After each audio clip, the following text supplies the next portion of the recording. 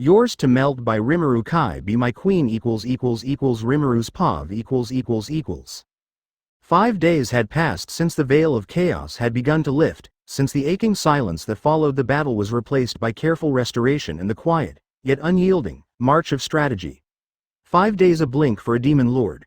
A breath in the vast span of my life, and yet in that narrow space of time, the pieces had begun falling exactly where I needed them to.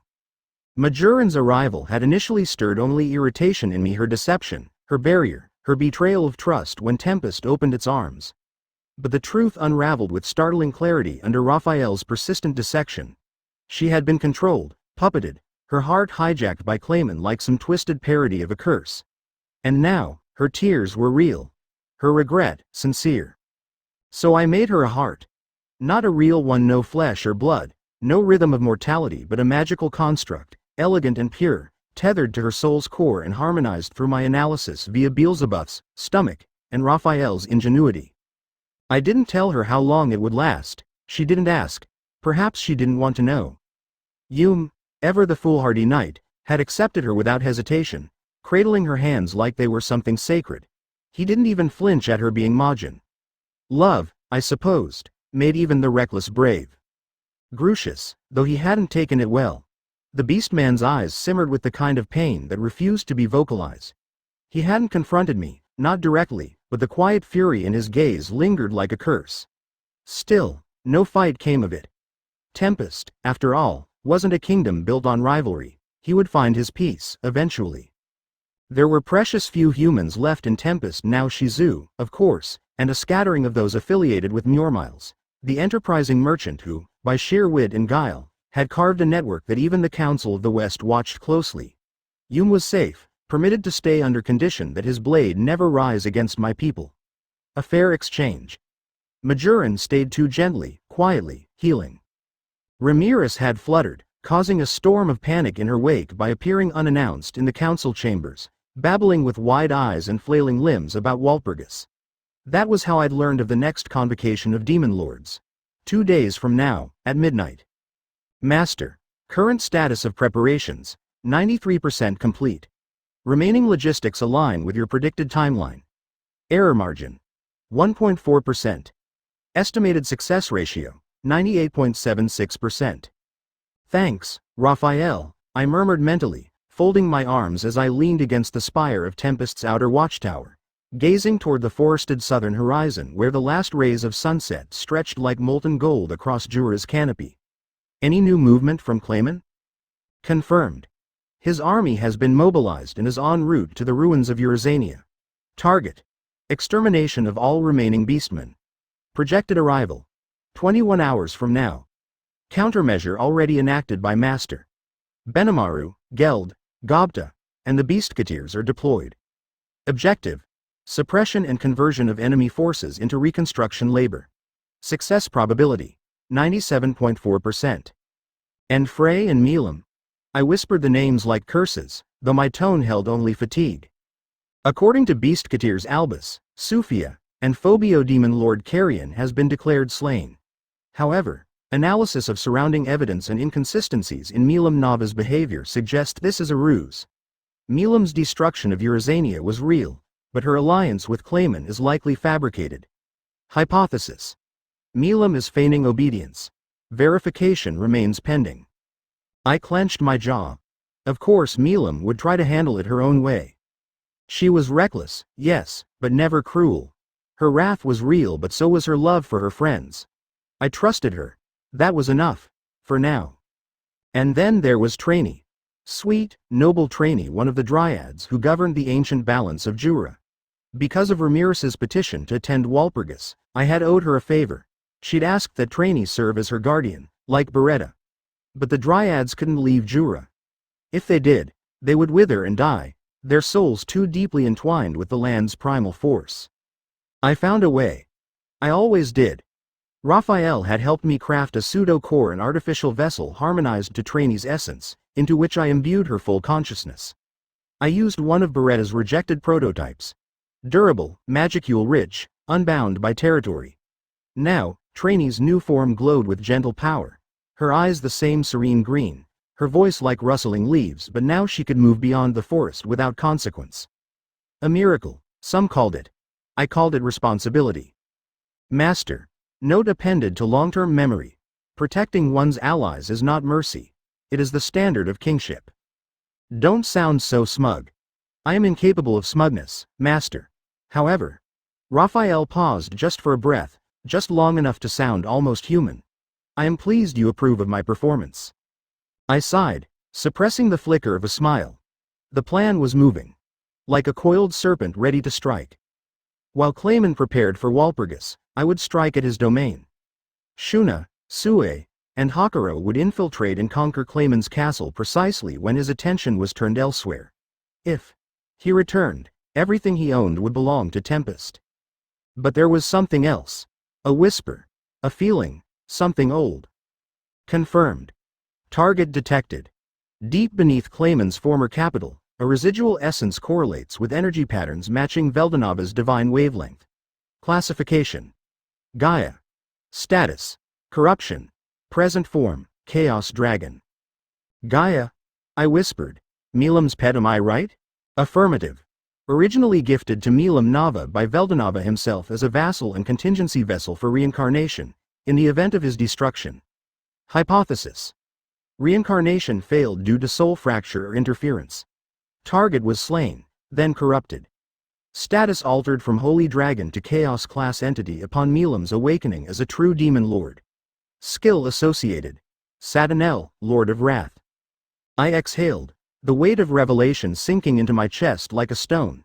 So Gaia had failed his purpose. And yet he remained, a ruined vestige of a greater god's plan. But perhaps not useless. I'll deal with that later, I muttered, already calculating the possibilities. Too many moving parts already. And there was still one more mystery, a name echoing in the back of my mind. Veldanova. Not just as myth, not just as lost god. But the sealed form, the human shell he had worn in the twilight of his days. The one now slumbering within the deepest chamber of Ramirez's labyrinth in Ingracia. I had sensed it once. Of cause.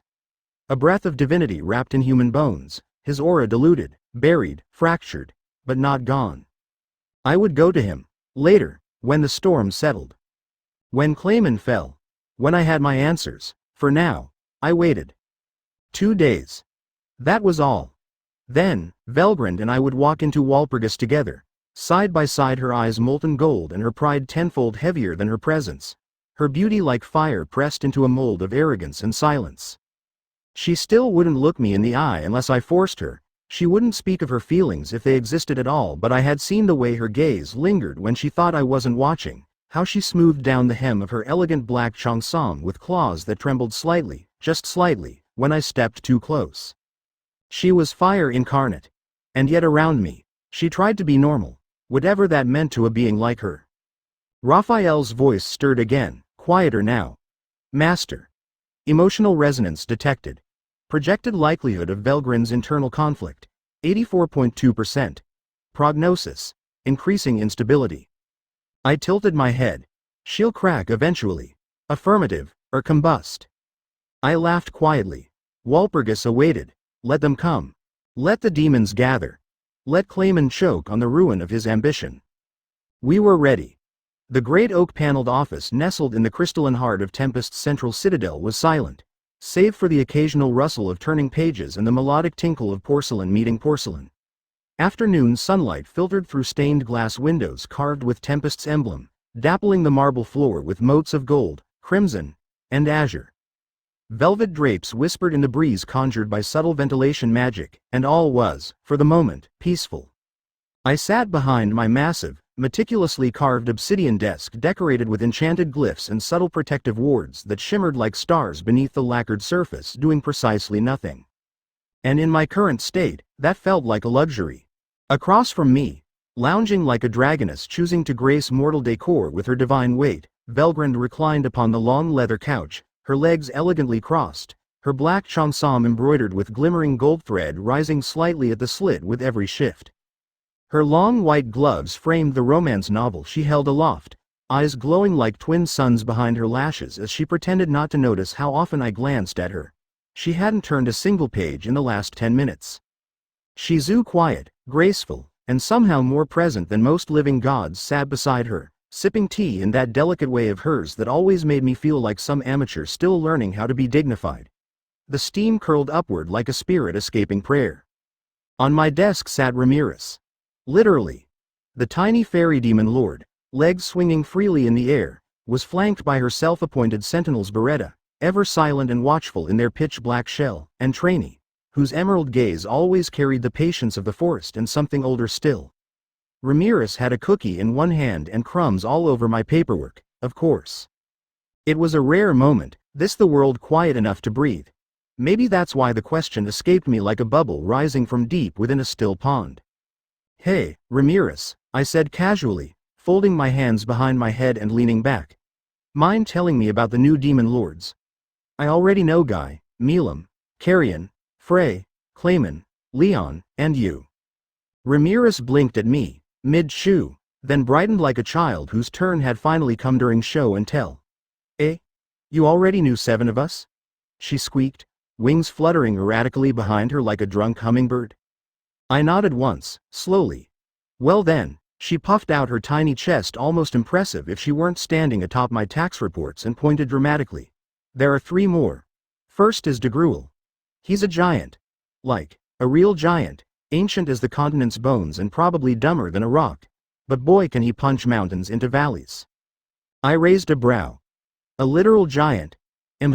He guards the western edge and has like 40 kids or something." She beamed as if that explained everything. "Right. And then there's Roy Valentine, a vampire demon lord."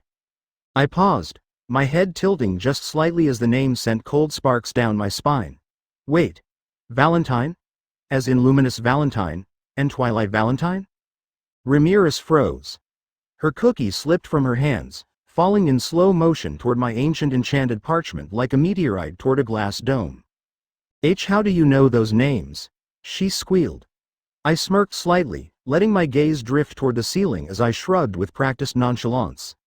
"Let's just say I knew them quite a bit." Velgrynd lowered her book at that, just an inch, just enough to let those molten gold eyes peek over the edge. Her tone was a quiet blade, polished with curiosity and sheathed in haughty amusement. "So how did you know them, Rimuru? You were sealed, weren't you, when I met you?" My lips curled. "Yes, I was sealed when you met me, but I met Twilight and Luminous, even before that." Velgrynd exhaled through her nose, an imperious breath laced with subtle suspicion. "I'm still curious about your life, Rimuru." I turned my gaze to hers, deliberately letting the silence linger between us like an invisible tether. "Good," I said at last. "Let's keep it that way. Just a little longer." She clicked her tongue and buried her face behind the book again, but I noticed her fingers twitch on the binding. I turned back to Ramirez. "So then who's the last one?" She pouted immediately. Him. I don't like him. It's Dino." "Dino?" I leaned forward, arching a brow. "As in, angel?" She flailed her tiny arms. How do you know that? Are you reading my mind?" "Stop reading my mind." "I'm not," I laughed, ruffling her hair. "You just talk a lot. It's like I'm psychic just by being near you."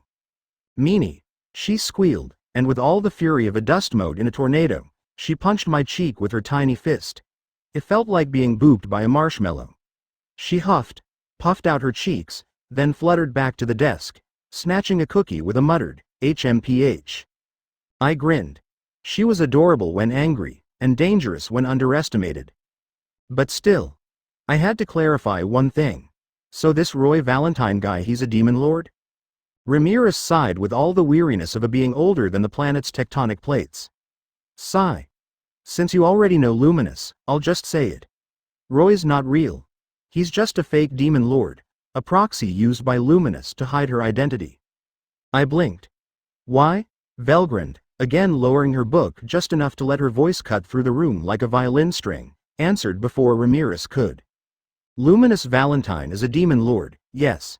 But she hides her existence to play the role of the goddess Luminous, worshipped by the Western Holy Church." My mouth twisted slightly. "So she's both demon lord and divine figure?" "That is correct, Master," Raphael chimed in within the theater of my mind, her voice clean and musical as always, part machine, part woman, part Something beyond either. Furthermore, the leader of the 10 great saints, Hinata Sakaguchi, is under luminous direct command. I exhaled slowly. Hinata. Of course she's involved. So there were 10 demon lords now. One of them a fallen angel. One of them a vampire playing puppet. One of them technically a goddess in disguise. And somehow Guy Crimson, the oldest, most terrifying, most flamboyant demon to ever strut across the battlefield in a crimson overcoat, was still sitting comfortably on his throne, bored and amused by the chaos. I rubbed my temples. This next Walpurgis is going to be entertaining. And outside the stained glass windows, the sun dipped a little lower, casting long shadows across the marble floor, like the hands of fate reaching toward the thrones of the mighty. Velgryn's POV TCH.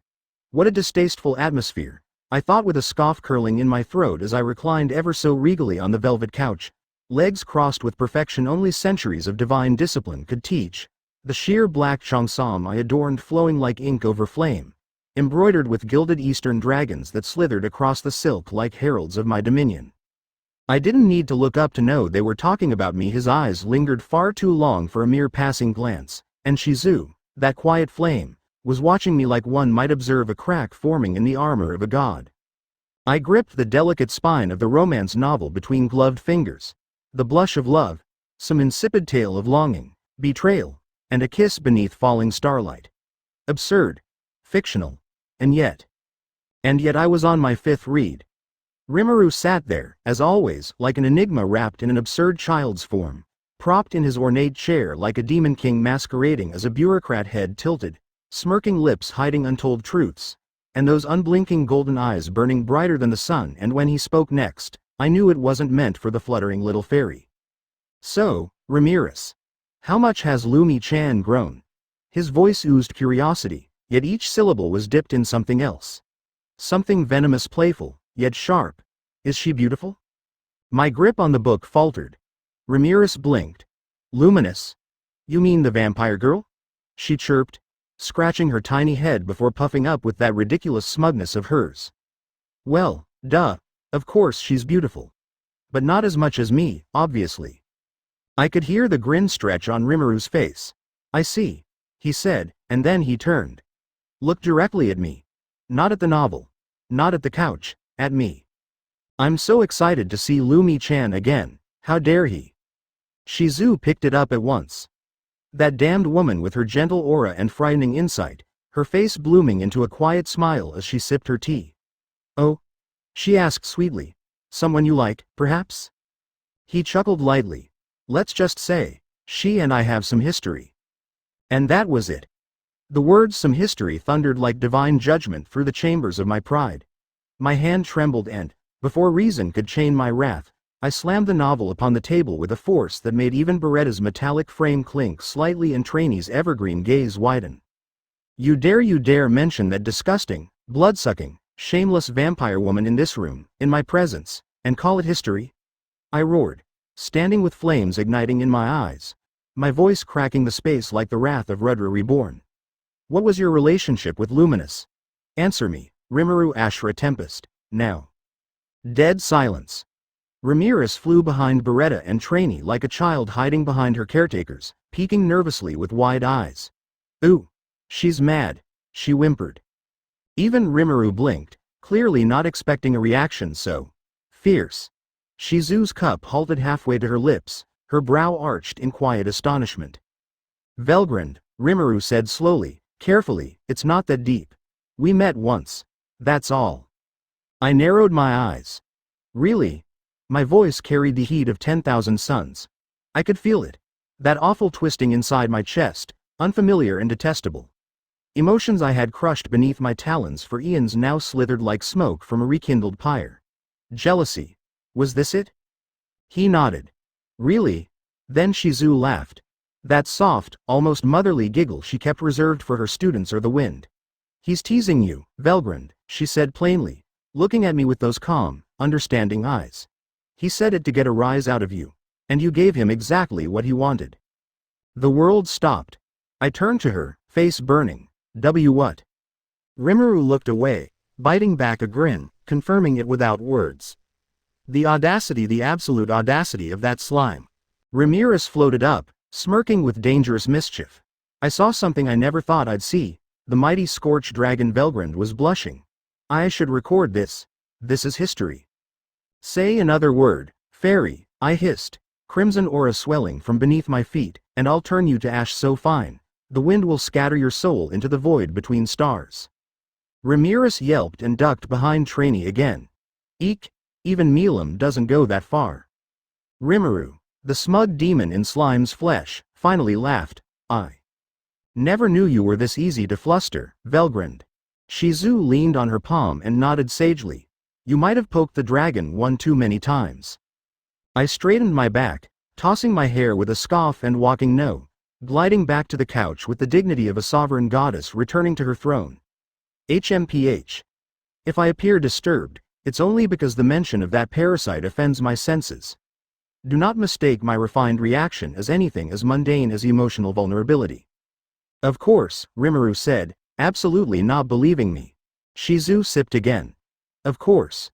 Ramirez muttered, of course, from behind Beretta. I sat, snatched the novel back into my lap, and resumed reading with a sharp huff.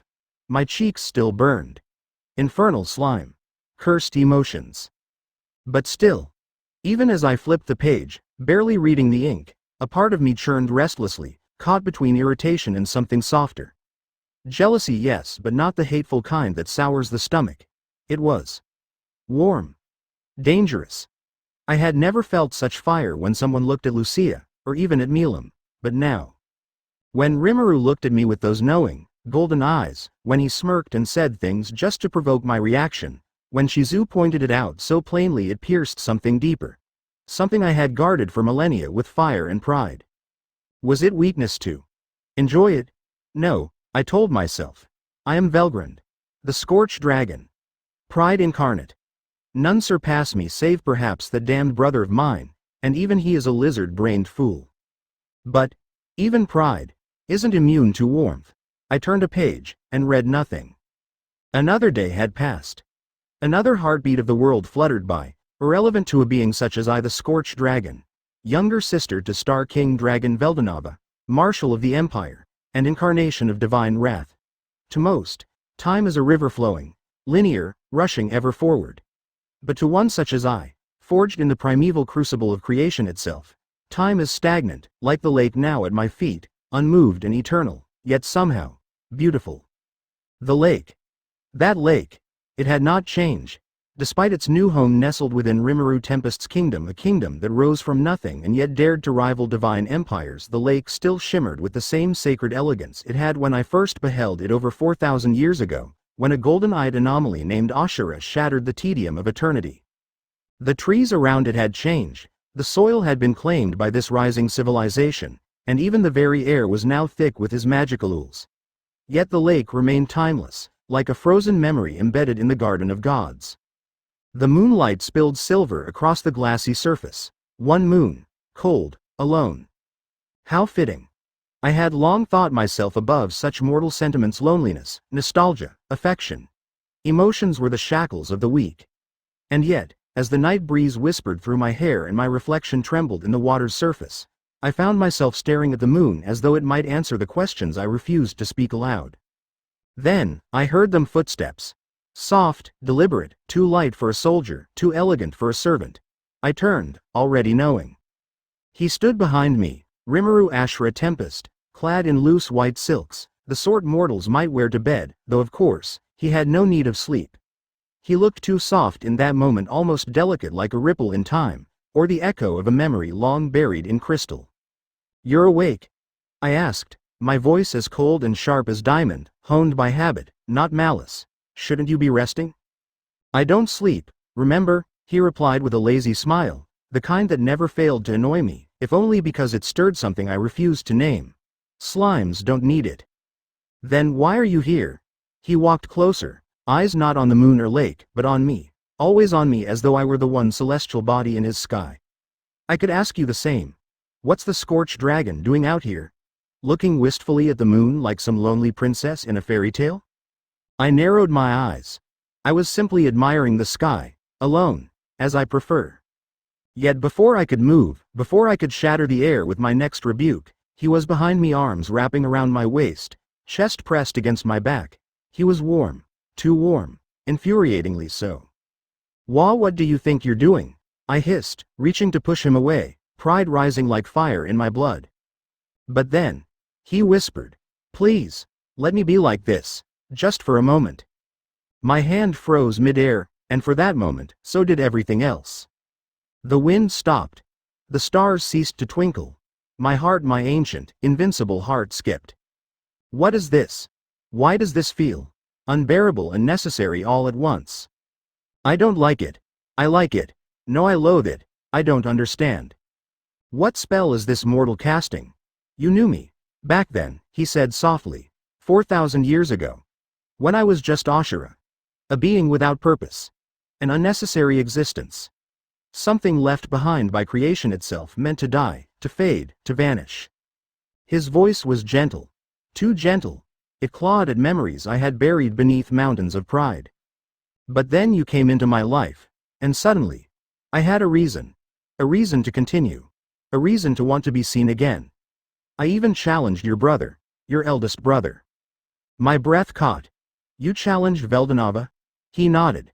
I challenged the impossible, to become necessary, to prove that even something unwanted could earn a place in existence. He turned his head slightly, cheek brushing mine, voice low and raw. And I won. For a moment, I felt like the stars above had shattered and rained down into my soul. You did the impossible? I whispered, but it felt more like a prayer. Yes. I wanted to scoff. I wanted to deny him.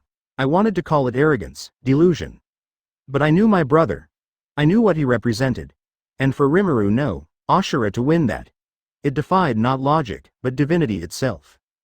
I know this is selfish, he murmured, but don't leave me again. That's not for you to decide, I snapped, voice sharp again, but not because I hated him. Besides, I am Velgrynd. The scorched dragon. I belong to no one. He chuckled softly. You are.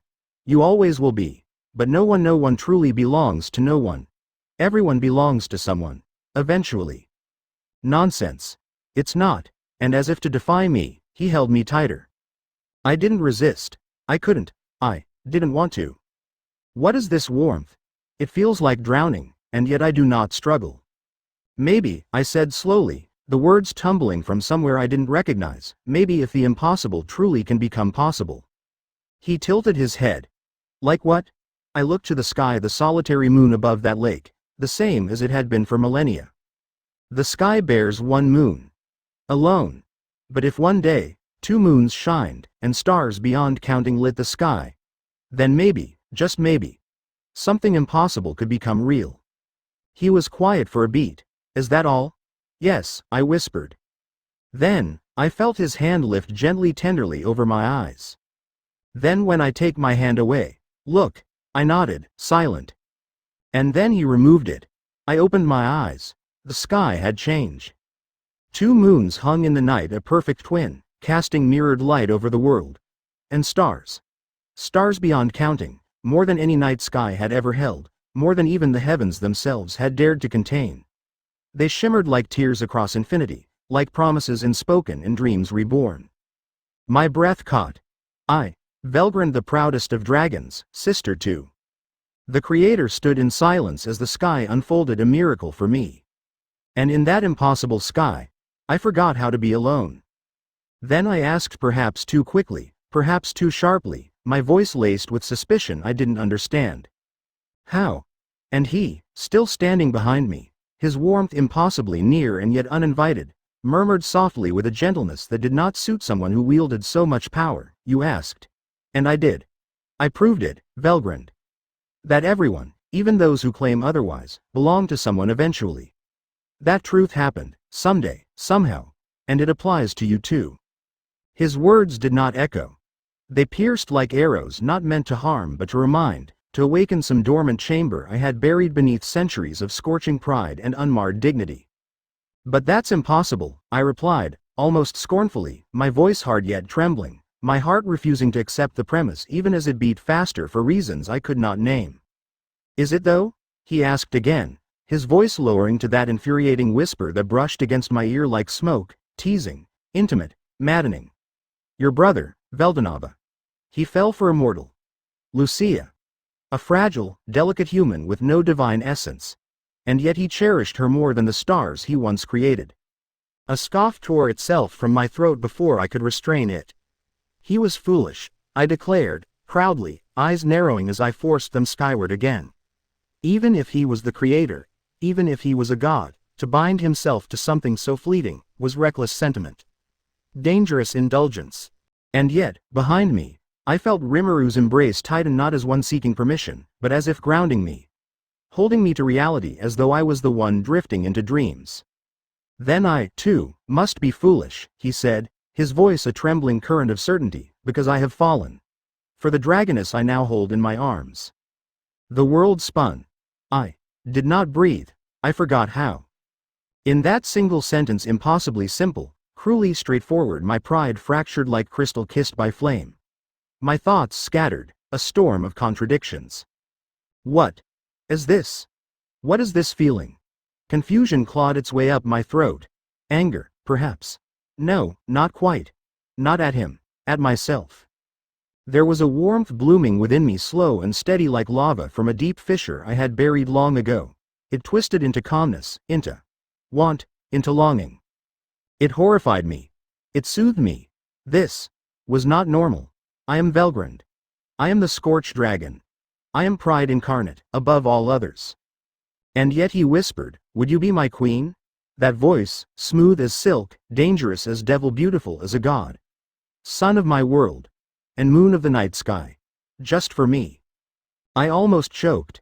My wings, if they'd been out, might have shattered the garden with a single beat. You don't even know what you're asking, I said, almost desperately, eyes narrowing as if I could still recover ground in this battlefield of emotion. You have no idea what I am, what you're getting at. Oh, he whispered against my neck, that forbidden heat trailing down my spine like fire. I know exactly what I'm getting at. I hated how my knees weakened. I hated how his breath made my skin react like some helpless hatchling. You speak like a predator, I snapped, turning my head just enough to flash my golden eyes at him, but you're the prey, Rimuru. He chuckled. The bastard chuckled low, sultry, certain. You've mistaken the roles, Velgrynd. You were the prey all along. I've just been hunting patiently. The scorched dragon herself. Arrogant. Unyielding. Infuriating. And yet I felt myself falter. I tried to speak, to reclaim the lead in this dance of dominance. But his lips brushed so close to my ear that my words melted before they formed. My body betrayed me, leaning ever so slightly backward into him. Why did I want this? Why did it feel safe? Was this what mortals called love? My gaze lifted again, this time involuntarily. The sky, once stark and empty, now held 2 moons, and uncountable stars shimmered like dreams, dancing in the deep canvas of night. Then, gently, his hand slid up and tilted my chin toward him, his fingers delicate yet commanding. Let the feeling sink in, he said, his voice low, slow, deliberate. Don't think. Just feel. He turned me with care, and I allowed it. The scorched dragon, allowed it, and our faces grew closer, the garden falling silent as if time itself wished not to disturb us. My eyes closed, against my own pride's protest, but just as our lips nearly met. Oh, Rimuru-sama? Velgrynd-sama? You're both here? The voice shattered the spell like a thrown crystal against stone. I jerked back, scowling, pride returning in full fury. Behave yourself, I snapped at Rimuru, avoiding his gaze, heart thundering in my chest as though I'd narrowly escaped some final fate. We turned to find Shuna standing there, smiling with a mischief that made me want to burn something, and she in behind her, cheeks burning brighter than Ifrit's core. Rimuru sighed, shoulders slumping with the weight of disrupted romance. Can this world let me have a single moment to myself? He muttered. Yesterday it was Shizu. Now you too? Both girls quickly bowed, eyes wide with embarrassment. Forgive us, Shion said, voice too loud, while Shuna merely covered her mouth, clearly enjoying the scene more than propriety should allow. I didn't stay to hear the rest. My pride had suffered enough. I'm going to sleep, I declared coldly, turning on my heel with a flourish of ethereal silk and fire-threaded hair. The walk to my chambers was longer than usual. The halls echoed with silence, and my footsteps seemed louder than ever. And when I finally closed the doors behind me, sealing myself away from eyes, warmth, and temptation, I leaned back against them, one hand clutching my chest as if it could still the traitorous beating within. What was that? I almost let him. I wanted to let him. That smile, that voice, that embrace. I should have turned to flame and scorched the very notion from this world. And yet, I did not. I stood there. I let it happen. I let him touch me. And for the first time, in all my years, I felt something I could not quantify. Not dominance. Not superiority. I felt cherished. That thought alone forced me to lie down in bed, furious at my own thoughts. I wrapped myself in golden silk sheets, but no warmth compared to his. Damn him. Damn him and his foolishness. I closed my eyes. Tomorrow was Walpurgis. I would face demon lords and dragons, schemes and history. I would be the scorched dragon again, proud, sovereign, untouchable. But for tonight, just for tonight, I let sleep take me. Wondering why I wanted to be held like that again. Third person POV the sky above Tempest stretched like a boundless velvet canopy. Impossibly vast and dark, yet dappled with innumerable stars that shimmered with the breath of creation itself. Ancient and unknowable, scattered jewels across the obsidian tapestry of night, and among them 2 moons now presided. The familiar azure one of this world and a newer, silver-gold celestial sphere that shimmered ever faintly with the lingering magical resonance of a deity's presence, as if the heavens themselves bore witness to what transpired between the Dragones and the reincarnated one. Tempest itself lay quiet, yet not asleep, its barrier gently humming in harmonic frequencies, subtle pulses of energy that wrapped around the nation like an invisible cradle. Within the steel-lined walls of the administrative citadel, on the highest floor in a chamber carved of star metal and dark wood, Rimuru Tempest sat in the deep throne chair behind his obsidian-inlaid desk, fingers steepled before his lips, mind dancing across thoughts that transcended eras. On the couch before him lounged Velgrynd, the proud, infernal empress of crimson flame, now draped in an elegant obsidian black dress with streaks of dragon-scale gold that shimmered faintly under the glow crystals overhead. Her arms were folded, legs crossed in a regal posture that declared to the room and to the cosmos itself, I bow to no one. And yet, here she was. Sharing a room with mortals, or worse, sitting in a position that could almost be mistaken for relaxation. Almost. Rimuru, the pint-sized fairy demon lord, was sprawled across the table, literally, her bare feet kicked up in the air as she used a cookie as a pointer to lecture Beretta about how to pose dramatically during Walpurgis so everyone knows you're important. Beretta, ever patient, stood silent behind the couch, arms crossed, her glassy, expressionless mask unchanging, while Trainee hovered behind him like a green whisper of the forest, gentle yet imposing in her dryadic presence. And then it happened. In the very heart of the room, a shimmer in space ruptured, no noise, no warning, just a perfect golden-rimmed hexagrammal portal blooming like a cosmic iris, and from it stepped a girl of graceful menace and eerie calm. Emerald green hair curled neatly down her back, her eyes the same deep shade as unripe ivy under moonlight, intelligent and deadened all at once. Her uniform was that of a pristine maid, white frills and black silk, in stark contrast to the abyssal power she carried like a shroud. She took one step forward, bowed deeply with a precision no human could mimic, and said in a voice smooth and glass-like, "Lady Rimuru, I have come to escort you to the Walpurgis Council." "Huh? Misery." Rimuru squealed in delight, flipping upright and zipping across the room in a streak of light, nearly knocking over the tray of snacks as she zoomed to hug the newcomer. "It's been forever, you look." Misery smiled faintly, a gesture that seemed more muscle memory than emotion. This uniform was selected by Lord Guy Crimson. It is formal wear, not servant garb. That name, that unmistakable crimson, and suddenly, Rimuru's gaze narrowed, thoughts shifting from political logistics to metaphysical pattern recognition. Wait a second, isn't that one of the primordial demons? The green, Misery? Affirmative, Master. Based on aura signature and memory patterns retained from your previous incarnation as Ashura, There is a 72.86% probability that this entity is primordial green, known as Misery, now named and bound in service to Guy Crimson, the primordial red. So, she's crossed into the cardinal world, and she's wearing a maid outfit. The hell is Guy playing at? There is also a 68.34% probability that primordial blue has similarly entered Guy Crimson's service.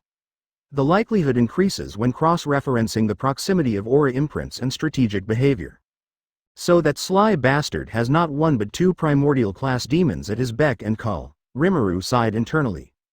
Then maybe I should start recruiting some myself, huh? Equal footing and all that. A most excellent strategy, master. Acquiring loyal primordials would significantly increase your influence and deterrence capacity. I have already begun formulating optimal compatibility charts. Rimuru smiled slightly, eyes flicking toward the flickering portal. That's why I like you, Raphael. You're not just an analysis program, you're a damn war tactician with a penchant for flair. I am honored, master. Compliments increase processing efficiency by 11%. As Ramirez chattered at hyperspeed with Misery, Rimuru rose slowly from his chair. His coat of deep blue shifted faintly like liquid silk, the golden-lined edges rippling in tandem with his movements. He watched as Beretta and Trainee followed Ramirez toward the gate. Come on, let's go already, Ramirez yelled back at him, tiny fists on her hips. You go on ahead, Rimuru said calmly, his tone veiled with intent. We'll arrive later. Ramirez pouted, cheeks puffed like a stubborn child denied dessert. Fine. But you better not make a cooler entrance than me. That's not fair. Misery gave one more graceful bow before turning, the portal shimmering around her as she stepped through, vanishing like mist before dawn. And then Velgrynd, lounging like a lioness disturbed from her perch, turned her golden eyes on him, narrowed like gilded blades. Why did you let them go ahead? He chuckled. Because, my dear Crimson Flame, we're going to make a grand entrance. Velgrynd raised an arched brow, and for whom exactly? Rimuru's lips curled. You'll see. Inside his mind, the quiet calculations of his companion resumed. Raphael, do we have the exact coordinates of the Walpurgis dimension? Yes, master. It is a pseudo-dimension stabilized and maintained through the raw magicals output of Guy Crimson's domain. I have already breached its outer boundary and secured a stable access point.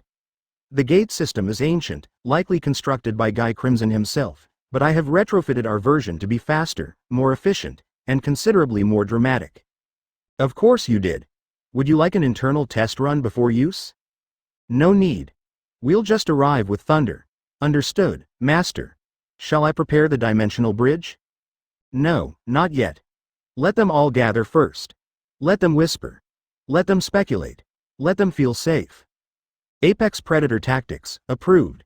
He tilted his head back toward the night sky. This world isn't ready for what's coming. Walpurgis meeting room the meeting place known only to the demon lords. The sacred, chaotic, and arcane sanctum where the balance of the world could be tipped on a whim. Lay suspended in a twilight dimension that existed outside the constraints of any mortal plane, hovering in a pocket between creation and destruction, a space conjured and preserved by the authority of the oldest and most fearsome demon lord to have ever walked the cardinal realms. Guy Crimson, the primordial red. It was a massive, circular chamber carved not from stone or metal, but from a smooth, obsidian-like essence that shimmered in unnatural reflections, as if the walls themselves were composed of boundless magical ools. High above, an artificial sky swirled in perpetual dusk, veiled in violet-black clouds, streaks of crimson lightning crackling without sound.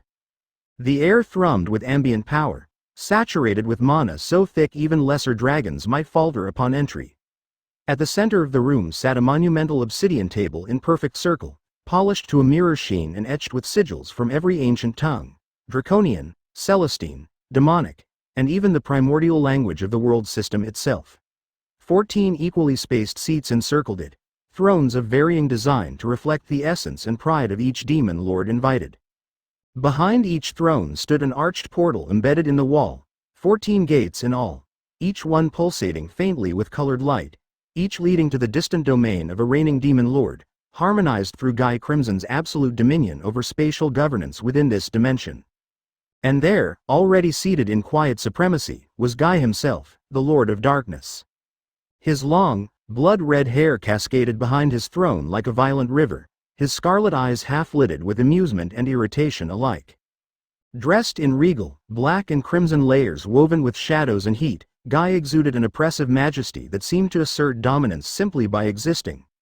The title Lord of Darkness was not for vanity, but a reflection of his transcendence over the abyss, and though his posture was lazy, reclining slightly in his throne with one hand resting under his chin, there was not a soul present who would dare mistake him for vulnerable. TCH. As usual, I'm the first to arrive. Expected, he murmured under his breath, one crimson nail tapping against the polished armrest of his throne. Suddenly, one of the portals shimmered with pale sapphire light, the one linked to the monster kingdom of Tempest, and from it stepped 4 figures. First, a tiny, childlike form zipped into the air with a flutter of wings and sparkle of rainbow particles. Ramirez, the eccentric, chaotic demon lord of labyrinths. Behind her followed her stoic and imposing subordinate Beretta, clad in sleek black robes with glowing violet lines, and then the ever-composed trainee, the dryad draped in emerald silk, her serene beauty a calm counter to the demon lord's volatile presences. And lastly, the 4th figure, her presence unnoticed by most but recognized instantly by Guy, bowed respectfully before stepping back. A graceful maid with glimmering green hair and emerald eyes, her uniform pristine and elegant. Guy raised a brow.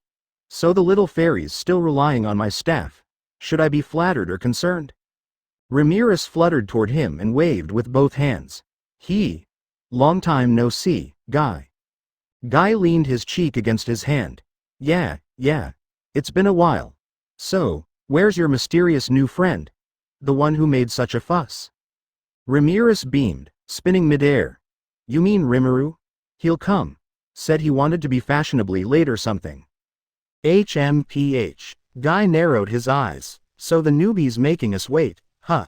Cheeky. I wanted to show off a little. He rolled his eyes, masking his intrigue with feigned disinterest.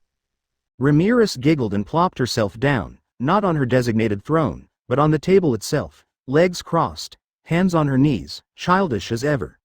Beretta and trainee stood behind her, like 2 silent sentinels. Guy's gaze swept over the scene. A dryad and a demon as subordinates. When did Ramirez manage that? He sighed aloud. Whatever, doesn't concern me. Another portal rippled into existence, glowing with warm amber light, and from it stepped a colossal figure, the ground trembling under each step. Towering over all present, with skin like cracked stone and eyes like molten bronze, De Gruel the Earthquake walked forward, his expression grim and heavy, a slow-moving mountain in both thought and force. He said nothing, simply nodded once to Guy and took his seat with a grunt. Guy glanced at him. Still a walking fortress, huh? At least he doesn't waste words. Another gate, this one pulsing violet and silver, opened next. From it emerged 3 figures. At the front, the elegant Roy Valentine. His silver blonde hair slicked back, eyes as cold as moonlight. Behind him followed a butler and a maid, the latter bowing deeply. Yet Guy's attention flickered not to Roy, but to the maid. He smirked. Still hiding behind your little puppet, huh, Luminous? Indeed, the true demon lord was none other than Luminous Valentine herself, concealing her identity beneath layers of deception for nearly 3 centuries. Her divine blood and terrifying might made her one of the most enigmatic figures in Walpurgis. And her ability to hide among even demon lords proved her cunning. I wonder when you'll finally show your true face, sane lady, Guy mused inwardly. Then came a lazier breeze. Literally, as another portal flickered open and the last of the current arrivals stumbled in. Yo, is it me, or does this place get bigger every time? Muttered Dino, the fallen angel and demon lord of sloth. He yawned, scratching his tousled hair. Oh, look, the lazy bird finally got up, Ramirez chimed. Dino smirked. Still a pint-sized goblin, huh? Oi. Shut up. I'm telling Guy. Or worse, Rimuru, she shouted, puffing her cheeks. Rimuru? Who's that supposed to be? Dino asked, blinking. Ramirez huffed. He'll be here soon enough, and when he comes, you'll regret teasing me. Yeah. Wake me up when he shows, Dino mumbled, slumping into his chair and promptly dozing off. Guy watched the scene unfold with increasing amusement. Still the same lazy bastard, but with 5 demon lords already here, and 5 more yet to arrive. His eyes narrowed slightly, the corner of his lips curling into a faint smirk. I have a feeling, this Walpurgis will be unlike any that's come before. More dangerous. More chaotic. More fun. The chamber buzzed with restless anticipation, the walls of the dimensional sanctum whispering of something looming, something vast and unknowable, something that not even the Lord of Darkness could predict. Suddenly, like the flick of fate's own hand against the strings of the cosmos, one of the circular portals embedded along the stone-wrought chamber wall began to shimmer with a glacial blue glow, the magical signature folding inward like a ripple through time and space itself, and from that spiraling vortex of compressed dimensional energy, an individual emerged with the grace of a blade forged in heaven but tempered in hell. He stepped out silently, golden hair shimmering faintly like moonlight caught upon tempered steel. Eyes like molten gold sealed behind a hardened facade of emotionless stoicism, each movement like the ticking of an ancient clock that had never once failed to strike true. He was Leon Cromwell, once a human, once a hero chosen by the world itself, now a demonoid who ascended to demon lord status by will and consequence, and known across the multiverse by a title feared and revered in equal measure, Platinum Saber. The moment his boot touched the obsidian floor of the Walpurgis chamber, the silence was suffocating, an unspoken hush that settled like thick fog upon a battlefield. And his golden gaze swept briefly across the room, resting for but a second on each demon lord present, reading them like pages in a book he had already finished. Then, without a word, he moved to his seat at the round table, each one perfectly equidistant from the other, forged by ancient magic and imbued with runes that glowed only in the presence of a true demon lord, and sat. Guy Crimson, who sat languidly in his own ornate throne-like seat that bore the insignia of primordial fire and darkness, his crimson eyes sparkling with amusement, leaned back, crossing one leg over the other, and smirked, voice a velvet drawl laced with condescension and something vaguely resembling fondness. Still stoic as ever. Huh, Leon Chan?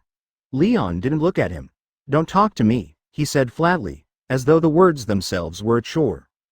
Guy chuckled, folding his fingers beneath his chin with the slow grace of a being who had lived eons. Yeah, sure. But hey, I appreciate your arrival. You're the one who insisted you'd never come back to Walpurgis, and yet here you are. So, from the bottom of my pitch-black heart, thanks. Leon responded with the same emotional weight as a glacier colliding with a stone. You're the one who pestered me to come, so I came. Don't make me regret it.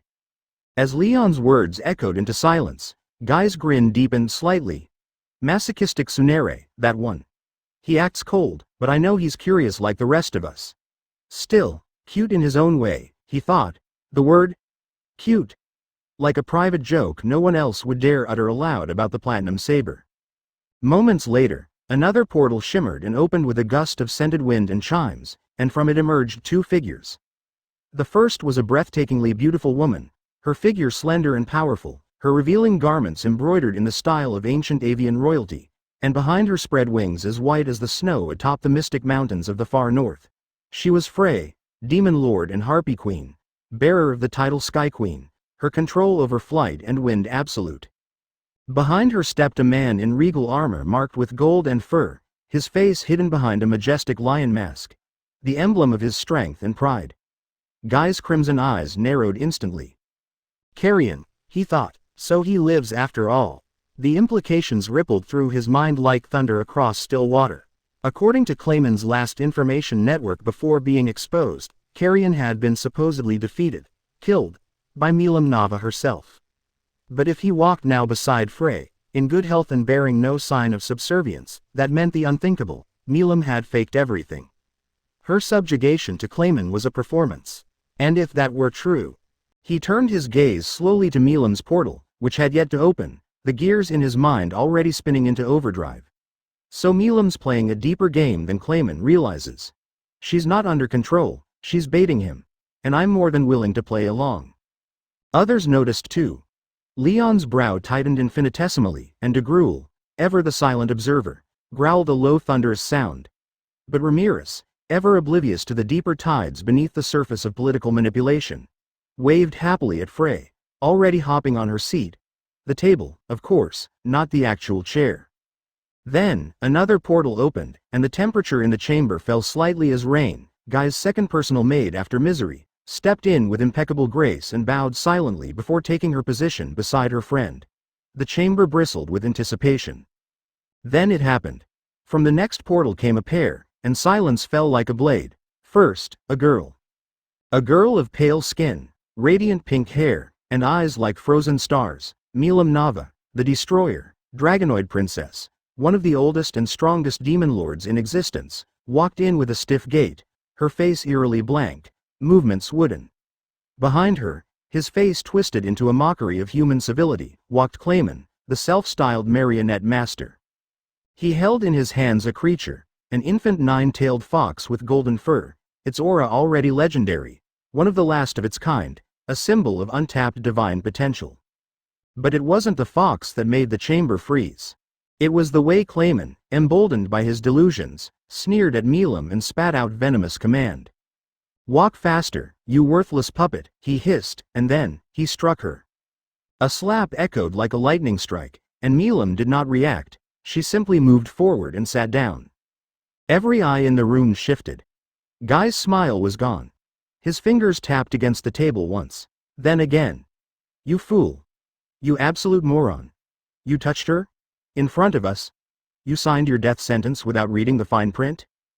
Guy's mind seethed. She's acting.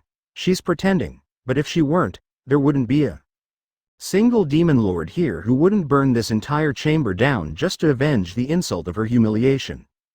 Clayman took a seat with the grace of a carrion bird that mistook itself for a phoenix and began to speak, his voice drenched in condescension. "Thank you, my fellow demon lords, for arriving so swiftly in response to my humble summons. This Walpurgis was called because we face a grave matter that threatens the very foundation of our titles." But Guy raised a hand, and the room hushed again. "We're still waiting for someone," he said, eyes lidded, but tone sharp. Clayman's smirk faltered. "Oh, who could possibly be worth delaying the council?" But Guy didn't answer, because he felt it wasn't a portal. It was something else. In the heart of the chamber, space folded. No, not folded, it tore. A black gate opened in the air, not one connected to the sanctioned portals along the chamber wall, but something darker, older, and infinitely more dangerous. It didn't hum. It roared, a deep, silent roar that echoed in the soul rather than the ear. And from within it, magicules spilled like a storm, a haze of silver and purple so thick the floor cracked under its weight. It was familiar, achingly familiar, like a memory of something too ancient to name. Guy stood without realizing. This aura, this pressure, it's almost identical to Velda Nava's, but twisted, deeper, darker, could it be? From that darkness stepped a figure. Hair of luminous silver blue that shimmered with each movement like moonlight through fog. Golden eyes like dying stars, and a presence so dense, so alien, it bent the fabric of reality itself around his androgynous form. And beside him, stepping in silent majesty, in heels that did not clack but commanded the stone to bear her weight, was Velgrynd. Her presence struck like a hammer wrapped in silk, flames hidden behind pride, elegance carved from wrath, her scarlet dress of molten embroidery shimmering with draconic pride, and her golden eyes unreadable. Only a few noticed, Guy, Dino, de Gruel, and Luminous, whose eyes flickered briefly with understanding. Ramirez already knew. She had journeyed from Tempest after all. The room was silent, and Guy Crimson, Lord of Darkness, first of the Primordials, leaned back and whispered in his mind, heart pounding in a way it hadn't in millennia. "So that's the new demon lord, how interesting." From the protected gate stepped out a figure. Hair of silver blue that shimmered with each movement like moonlight gliding over the fog-drenched surface of a forgotten lake. His golden eyes, ancient and enigmatic, held the weight of countless stars dying in silence, each glance not simply seen, but felt, as if existence itself paused to remember its creator. Reality bent around his form as though struggling to define him, to contain him, and failing. His presence was a void filled with purpose, a contradiction wrapped in beauty, something divine hidden beneath casual form. And beside him, stepping not with sound, but with command, walked Velgrynd. The scorched dragon, the flame that once danced beside Veldanava, the crimson calamity whose fury could reduce continents to charred ash, walked as if the floor had no choice but to uphold her dignity. Her heels did not click. They pronounced. Her long scarlet dress, sewn from threads infused with draconic flame, shimmered in molten embroidery. Each step rippled the mana in the air. Her golden almond-shaped eyes were veiled in unreadable stillness, but her aura burned like a star just before collapse, hot, silent, noble. Her hair, no longer bound in the formal twin buns of imperial restraint, flowed freely behind her like a river of night blue silk, each strand kissed by firelight. Those who truly saw her now, Guy, Dino, de Gruel, Luminous, felt the unmistakable truth settle in their bones. Velgrynd, one of the true dragons, and standing beside her. Only Ramirez was not shocked. She hovered midair in her tiny form, legs crossed, grinning. After all, she'd arrived from Tempest and had already known this moment was coming. A silence deeper than fear, longer than eternity, settled across the chamber of Walpurgis. Guy Crimson, first of the primordials, leaned back into his obsidian throne, folding one leg over the other. His crimson eyes shimmered with amusement beneath his flowing hair. He whispered softly to himself, too low for any but his twin maids to hear. So that's the new demon lord, how interesting. I wonder if he really is who I think he is. A flicker of nostalgic awe crossed his mind, an echo of divine pressure not felt since millennia ago. Not since that day. Not since Veldanaba. And yet, this was darker, more twisted, and yet unmistakably of the same blood. Rimuru Ashura Tempest turned his head slightly, his expression calm, even playful. So this is the infamous Walpurgis meeting room, he said, his voice smooth, layered with confidence like a silk blade. Impressive. If I hadn't copied the entire thing already, I might have been jealous. Velgrynd gave the slightest upward tilt of her chin, mocking pride, laced with something too warm. For once, I agree with you. Though it smells like pride and sweat. Rimuru chuckled, tilting his head slightly. You're just upset they didn't burn incense in your honor, your blazing majesty. Her heart skipped. Damn him. That smile. That tone. Always so casual, so infuriatingly unbothered by her presence. And yet, every time he looked her way, her chest felt tighter. He stepped forward, gesturing toward the empty circular seat prepared for new demon lords. Let's take a seat. If you want, I don't mind letting you sit on my lap. You know, Velgrynd. She glared, cheeks warming despite herself. Don't push it. Rimuru sighed dramatically. I try my best. He walked calmly across the floor, catching eyes as he went. First locking eyes with Guy and flashing him a boyish, unapologetic grin. Then to Dino, who raised an eyebrow, utterly confused and vaguely annoyed. Then Luminous, disguised as her own maid in the stead of Roy Valentine, her proxy, who allowed herself a slight smirk, her vampire eyes flickering with knowledge unshared. He stopped briefly in front of Milam. Her usual manic joy was subdued, replaced by a mechanical glaze. Rimuru's gaze hardened. Still pretending to be under Clayman's control, huh? Then Clayman himself, smug, arrogant, clutching a golden nine-tailed fox cub in his arms like a trophy. Rimuru's eyes narrowed. So that's the clown himself.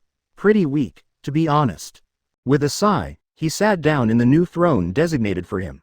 Before Velgrynd could gracefully claim the seat beside him, his hand shot out like lightning. She gasped, not in surprise, but in rage she refused to express, as he pulled her with fluid ease and sat her squarely on his lap. He wrapped an arm possessively around her waist. You look too divine to be wasted on a side chair. You'll stay like this. A blaze of crimson lit up her ears. Why, you presumptuous. She wanted to slap him, to incinerate the room in protest, but she didn't move. Her body remained still. Her heart, traitorous as ever, fluttered against her pride like a moth trapped beneath dragon scale. Across the chamber, reactions rippled like thunder behind sealed expressions. Guy's red eyes sparkled with suppressed laughter. He really is Ashura, the arrogance, the subtle dominance. No one else would dare handle Velgrynd like that and live. Dino scratched his head, yawning. Man, this meeting's gotten weird fast.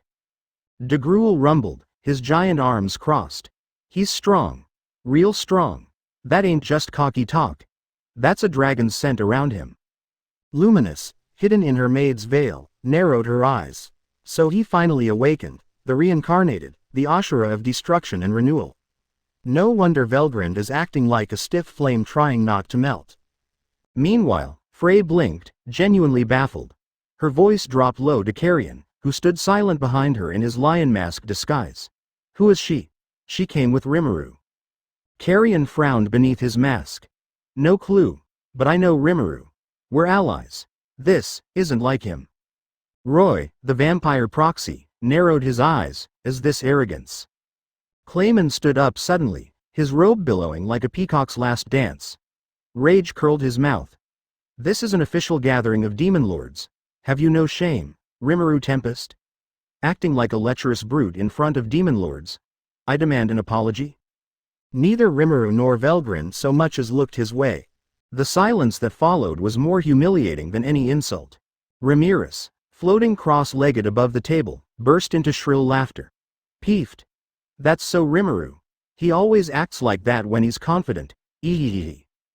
Behind her, Beretta's expression didn't shift, but his fingers tensed. Trainee, the dryad standing beside him, looked visibly pale. He tamed Lady Velgrynd? She whispered. Even Rain and Misery, Guy's twin aides who had served him loyally for centuries, were wide-eyed. That's Velgrynd, right? Rain whispered. That's the Scorched Dragon. Misery's voice quivered. And she let him touch her like that. The air was electric, tense, and on the edge of detonation. Finally, Guy Crimson leaned forward, fingers steepled before his flawless smile. His voice was smooth, soft, dangerous. Well then, Clayman, now that everyone has arrived, why don't you begin? Then Clyman arrogantly said to Guy, you don't have to tell me that.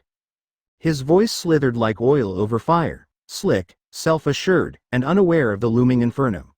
Arrogance dripped from his every word as he stood there, confident, deluded, thinking the puppet strings of Milim still danced between his fingers. He did not know, he could not fathom, that Milim, the chaos incarnate, the ancient tyrant child, was merely playing her own game. The dollmaker oblivious that the doll had grown teeth. Clyman stepped forward, gesturing with exaggerated grace toward the throne-like center of the marble dais, and began his speech, sickeningly polished, like a dagger wrapped in silk. I thank you all, esteemed demon lords, for gracing this gathering with your presence. He bowed slightly, mock humility tainting every movement. But today, we face an issue that threatens to corrode the very foundation of our title, our sanctity as demon lords. His hand rose, long and bony, pointing like a condemning spear, directly at Rimuru. Rimuru, lounging as if this were a lazy spring afternoon in Tempest, had leaned toward Velgrynd's ear, whispering something, low and languid like honeyed thunder. She did not move, did not flinch, but a subtle twitch graced her lips. Her golden eyes, sharp as razors, remained fixed forward. Look at that! Clyman cried. Insolent, disrespectful, shameful behavior. This slime. He murdered 20,000 innocent human soldiers, wiped out the entire Falmouth kingdom, and he dared to invoke the name of Veldora, the storm dragon, to strike fear into his enemies. He slammed a hand, theatrically, a prop more than a weapon. He colluded with Demon Lord Carrion. A flicker passed behind Frey. The tall man in a lion's mask remained silent, unseen, unrecognized. And together they plotted to awaken themselves by slaughtering humans, harvesting their souls, innocent souls, my fellow lords. He reached into his sleeve, drawing out a delicate embroidered cloth, dabbing at dry eyes. I received this information from my most loyal subordinate, Majoran, a brave woman who sacrificed her life to bring me the truth. A pause. A sob, rehearsed.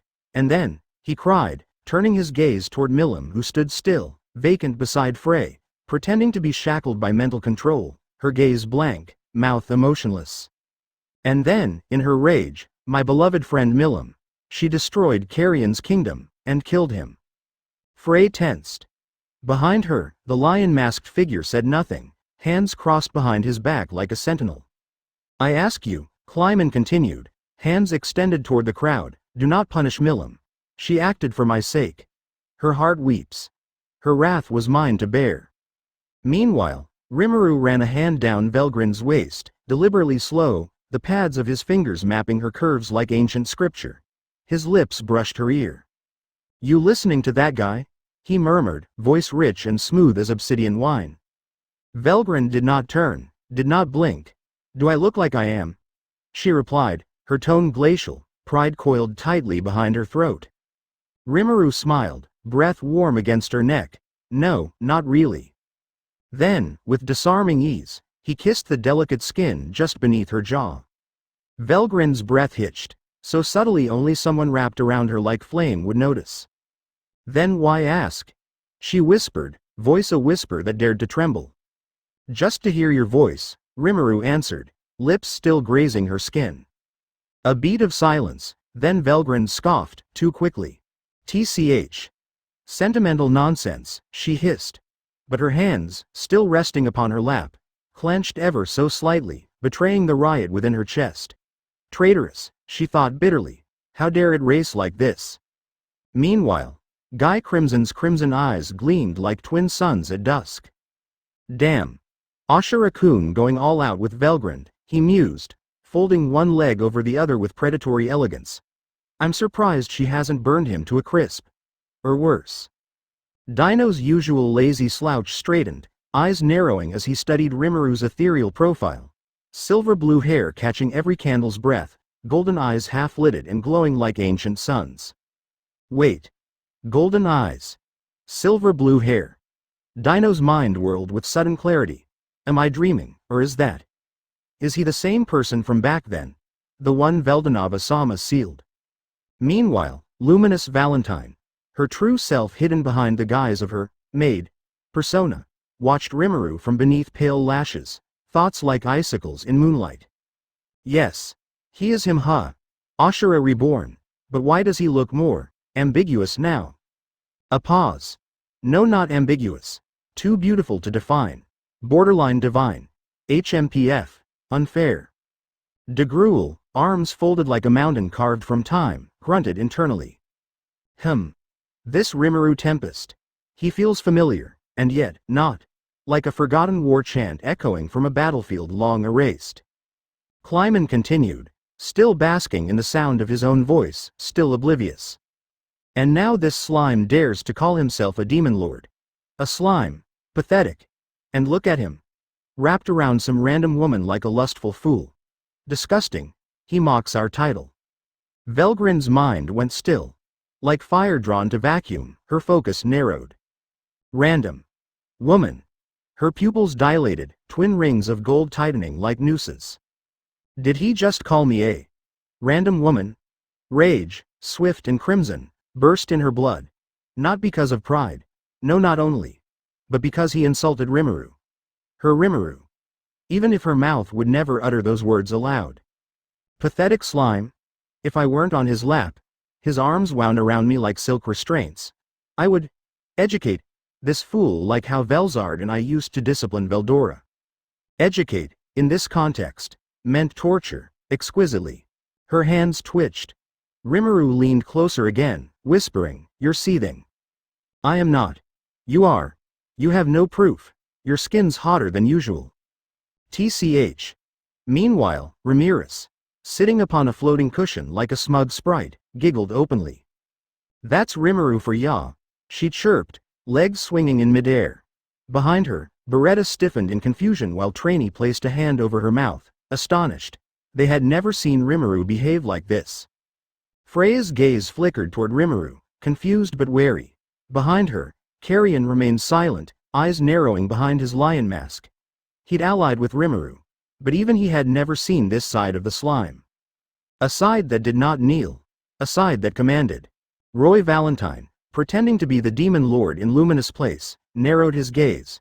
He did not yet understand who Velgrynd was. He did not recognize Rimuru's soul. He was blind, like Kleiman. Kleiman, unaware of the storm he was summoning, stepped forward one last time. I demand this demon lord be stripped of his title. Rimuru Tempest is a threat to us all. Velgrynd's fingers curled against Rimuru's chest. A tremor pulsed through her core. Calm, Velgrynd. You are the proud scorched dragon. Heir to Wrath incarnate. Sister to Velzard. Elder to Veldora. You will not burn this fool to ashes yet. Besides, her eyes slid toward Rimuru, golden flames softened in shadowed reverence, I'm sure. He has a plan for him. Kleiman said. We cannot acknowledge such an individual into our ranks, especially a slime who misbehaves publicly like this. He slammed his gloved hand against the crystalline round table, the shock echoing through Walpurgis with the subtle shatter of dignity. Who's with me? He bellowed, his voice rising like a petulant lord denied his wine, chin high and back straight as though he had already won the favor of every demon lord in the hall. Silence followed. Tense, bloated silence that hung in the air like a storm cloud refusing to break. For a moment, just a moment, Kleiman allowed himself a smirk. Yes, they fear Milam. They fear me. No one dares oppose the one who holds the leash of the tyrant princess. Inwardly, he chuckled. They've seen what I've done to Carrion. What I will do to all who oppose me. But then, click. Click. High heels echoed softly across the obsidian floor. It was Rain, the ever-elegant right hand of Guy Crimson, whose smile never reached her eyes. She stepped forward with the grace of a blade about to unsheathe. I believe, she said with a half-curtsy, it is now our guest's turn to explain himself. And just like that, she stepped back, never once glancing at Kleiman. Velgrynd sighed like a dragoness begrudgingly humoring a child.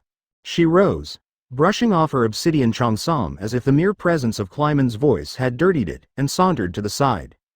Rimuru, casual as ever, stood, his cloak of shadows flowing like liquid night, gold-lined and trailing his presence like an echo of divinity. Velgrynd, with a flick of her wrist, dropped into his vacant seat with the elegant defiance of a queen stealing a throne. Rimuru chuckled. Don't you think that's bold? Velgrynd sniffed, resting one arm over the back of the chair, leg crossed. Shut up and start already. Fine, darling, Rimuru replied smoothly, making several demon lords blink. Then he turned, his golden eyes like twin suns laced with cosmic mischief. To be honest, Rimuru began, hands casually resting behind his back, I don't have anything to say about what Kleiman just rambled. He paused, then added with mock thoughtfulness, but I do want to clear up a few things. The room remained hushed, 100 ancient eyes watching. First, he said, I didn't kill Majoran. She's very much alive and currently eating strawberry crepes in my city, probably arguing with Gobta about rent. Kleiman smirked triumphantly. Ha! As I thought. You killed her and then placed a demon inside her corpse. Before anyone could process that absurd leap, Rimuru raised a single hand. Hup. Chap. Chup. Kleiman blinked. What? I said, hup chap chup, Rimuru repeated. That's short for, shut up, nobody asked for your headcanon, Shakespeare. A beat. Silence. Then, Velgrynd's lip twitched. Frey coughed into her glove. Even Guy Crimson tilted his head, hiding a grin with his hand. Kleiman's face twisted. How dare you insult me, you insolent slime. Rimuru finished. Yeah, we get it. That's your one insult. Might want to upgrade your vocabulary. Try gelatinous menace. Viscous overlord. Hell, even squishy tyrant would show more effort. Milam, still pretending to be under control, had to press her fists into her cheeks to keep from giggling. When did Bestie get so funny? Was he always like this? Kleiman was turning red. Rimuru turned to the others. I mean, seriously, this guy's got less creativity than Gobta's haircut. Ramirez actually laughed out loud. Rimuru, undeterred, continued. This is the same man who tried to manipulate nations using a fake princess and some poorly forged letters, right? The guy who thought a wig and some eyeliner could disguise an undead as a noble? Velgrynd exhaled sharply, hiding her face behind her gloved hand, refusing to laugh. I am Velgrynd. The Scorched Dragon. I do not laugh at childish humor. I do not. By Veldanava, what kind of ridiculous man did I stuck with? Rimuru leaned forward on the table, both palms flat, golden eyes flashing. You know what the real problem is, Kleiman. You didn't even try to act like a real villain. You're like, Diad Diablo. Kleiman's mouth twitched. You dare compare me to that? I'm not comparing, Rimuru said. I'm just saying even Gelmid would have made a better antagonist than you. At least he had the decency to die with a little dignity. At that, even Luminous, still pretending to be a servant in her disguise, pressed a hand to her lips. Is this the same one Veldanava sealed? What kind of feminine chaos is this? Meanwhile, de Gruel scratched his head, brow furrowed. Something about this Rimuru tempest feels oddly familiar, yet not. Like an old flame hiding under new smoke. Kleiman roared. You will be punished for your insolence. Rimuru tilted his head innocently. Wait, punish me? Bro, you sound like a failed dominatrix with a god complex. No wonder even your undead left you. Even Velgrynd almost burst out laughing. No, I'm the proud scorched dragon. I'm regal. I'm elegant. I don't laugh at Rimuru's nonsense. Even if it is hilarious. Even if he smells warm and inviting and he kissed me like I was his entire world. Damn it. Stop it, heart. Rimuru sighed dramatically and turned to the others. Look, if I'm really such a danger, ask Milam yourself. Ask Frey. Ask Carrion. Kleiman interjected with a sneer. Carrion is dead. At that moment, Carrion, masked and silent, standing behind Frey in disguise, visibly facepalmed. Rimuru arched a brow. Oh. And who's that lion-faced man behind Frey, then? Just some furry cosplayer you hired to fill out the seats? Kleiman opened his mouth. Rimuru held up a finger. Don't answer that. I'm afraid your opinions are like your plans. Flimsy, see-through, and based entirely on lies. Milam was trembling with effort to maintain her act. Bestie. You're gonna make me break character. Stop it. No, don't stop, no. Velgrynd exhaled through her nose. This man is unbearable. This man is. She tightened her gloved hands over the armrest of Rimuru's chair. This man is insane. Then, slam. Kleiman banged both fists onto the round table, rattling the magical lights overhead. This is enough. He screamed, voice echoing with indignant fury. Can't you see how disrespectful this slime is? He stood trembling, red in the face, veins bulging, mouth frothing like a boiling pot of spoiled wine. Then Rimuru turned his gaze from the fuming Kleiman, brushed invisible dust from the sleeve of his black and silver overcoat, and looked directly across the round obsidian table with a casual flick of his wrist. Hey, dude. You remember me, don't you? His voice was low but clear, cutting through the tense air like a thin blade of silver through silk. Everyone blinked. The temperature in the hall didn't change, yet a sudden invisible pressure swept across the room. A different sort of tension. Not malicious, not hostile. Just jarring. Velgrynd blinked, momentarily puzzled.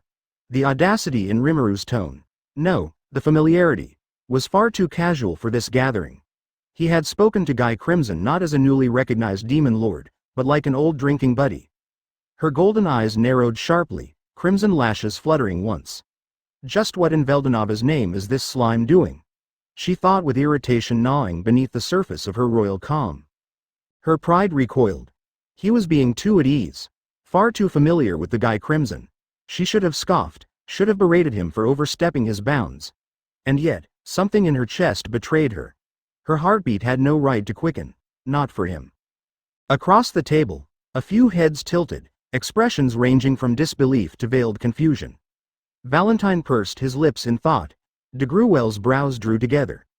Leon narrowed his piercing gaze, as if analyzing a riddle he hadn't realized he was solving. Even Roy Valentine blinked for once. Only Ramirez, Luminous, Dino, and Guy remained unmoved. Ramirez was, predictably, chewing on a pastry the size of her head, her little wings flapping with excitement. Rimuru gonna make things fun again, she whispered to herself. Dino just sighed, already half asleep against the backrest. He's really doing this, huh? Luminous thought. This is the him, she murmured, amused. And Guy Crimson? He let out a deep chuckle, crimson eyes gleaming beneath his tousled red hair. The amusement rolled off him in waves. Oh yeah, Guy said, resting his chin on one hand. I do remember you. Ashu-kun, wasn't it? A silence, crystalline and heavy, fell over the hall again. Then Guy smirked. Though I must say, you're looking a bit more girly than how I remember you 5,000 years ago. Rimuru arched a brow, letting his smile spread slowly, slyly. Hey, man, reincarnation. What can I say? He said, voice smooth like velvet dipped in molten charm. Gasps echoed across the hall. Kleiman's jaw fell half open. Carrion stood back slightly. Frey dropped her wineglass, which shattered against the marble floor. De Gruwel's eyes went wide, and Roy Valentine gripped his chair's armrest. Even Leon, cold and unreadable, leaned forward a fraction. Velgrynd froze. And her heart, not her pride, not her authority, but the raw thing in her chest, skipped. The bastard slime.